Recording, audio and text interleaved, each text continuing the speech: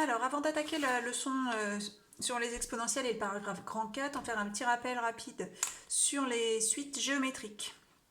Donc, une suite qui se note comme ça en général. J'ai pas pris le bon. Ça, c'est une suite de termes général UN. Donc, si on considère que son premier terme, c'est U0, que le suivant, c'est U1, U2, UN-1, UN, UN plus 1, etc. On est devant une suite géométrique. Si, pour passer d'un terme au terme suivant, on multiplie toujours par le même nombre, ce nombre qu'on appelle la raison et qu'on note pour les suites géométriques, Q, etc. Donc on avait vu dans le chapitre sur les suites une formule qui permet d'exprimer le terme général d'une suite géométrique en fonction de son premier terme et de sa raison. Donc si je veux calculer le terme U d'indice n quelconque, je vais prendre le premier terme et multiplier par la raison puissance n. Donc c'est cette formule-là dont on va se resservir dans le paragraphe grand 4.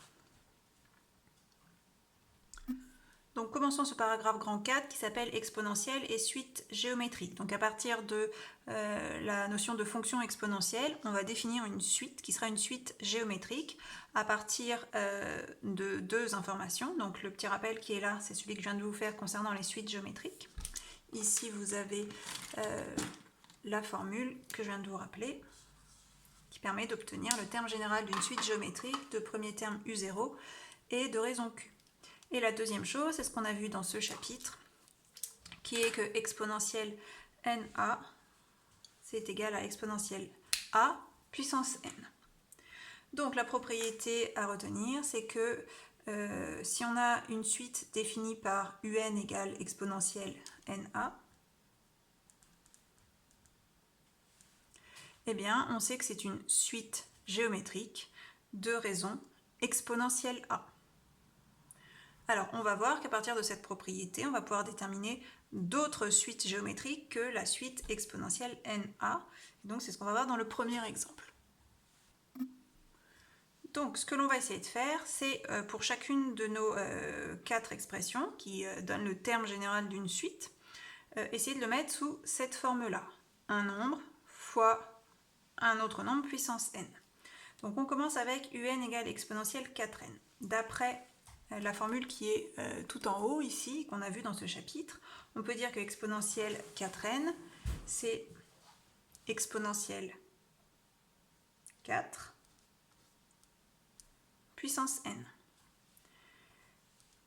Alors, c'est pas encore tout à fait sous cette forme-là, presque, parce qu'il me manque un U0. Alors en fait, je peux très bien dire que c'est 1 fois exponentielle 4 puissance n. Donc j'ai bien réussi à écrire mon expression là sous la forme qui donne le terme général d'une suite géométrique de premier terme U0 et de raison Q. Donc on va pouvoir en déduire que ici on a une suite géométrique de premier terme 1 et de raison exponentielle 4. Avec comme objectif ensuite de pouvoir étudier cette suite avec toutes les connaissances qu'on a sur les suites géométriques. La formule qui donne la somme par exemple des premiers termes. On passe à l'exemple B.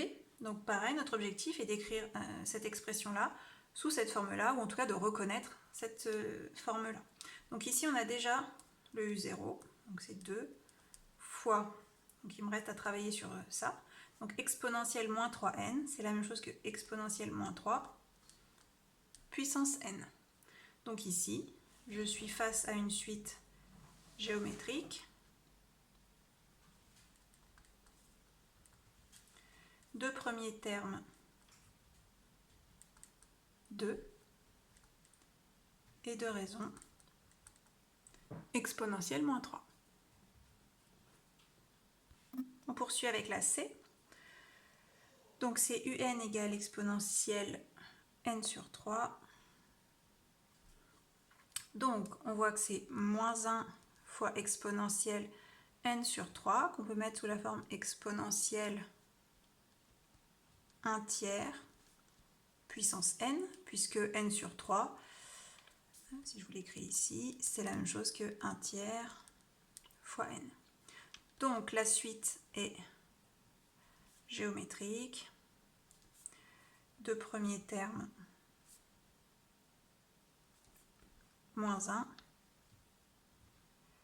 et deux raisons, exponentielle 1 tiers.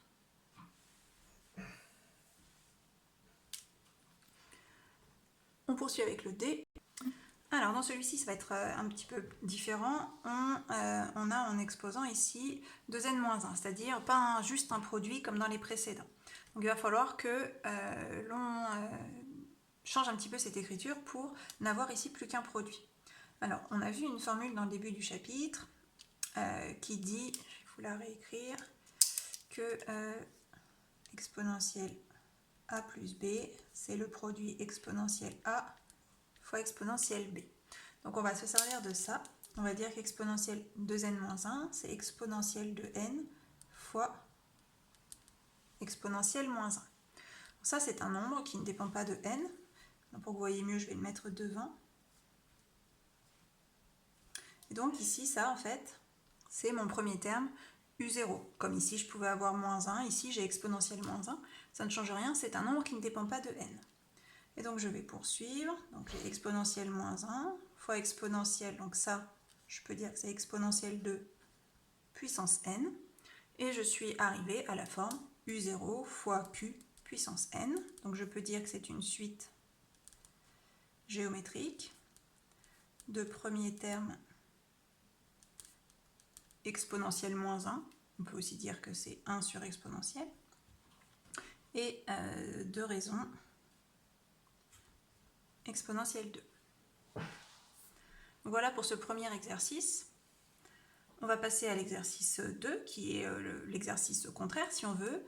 On vous demande d'exprimer le terme général d'une suite, c'est-à-dire un, en fonction de n et des éléments qui la caractérisent, sachant que c'est une suite géométrique de raison 1 sur e et de premier terme 3.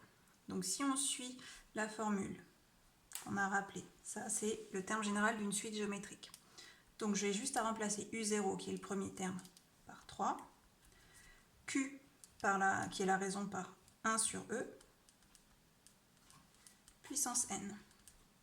Alors on va préférer éviter cette écriture là.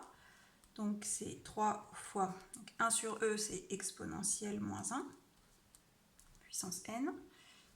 Et on sait que quand on a exponentielle moins 1 puissance n, on fait le contraire de ce qu'on faisait tout à l'heure, c'est-à-dire qu'on regroupe, ça fait moins 1 fois n, donc 3 exponentielle moins n. Donc voilà l'expression du terme général d'une suite géométrique de raison 1 sur e et de premier terme 3. Cette expression, je vous le rappelle, elle permet de calculer n'importe quel terme de la suite, dès l'instant où je connais son indice. Par exemple, je peux calculer exponentielle 10. Exponentielle 10, ce serait 3 exponentielle moins 10.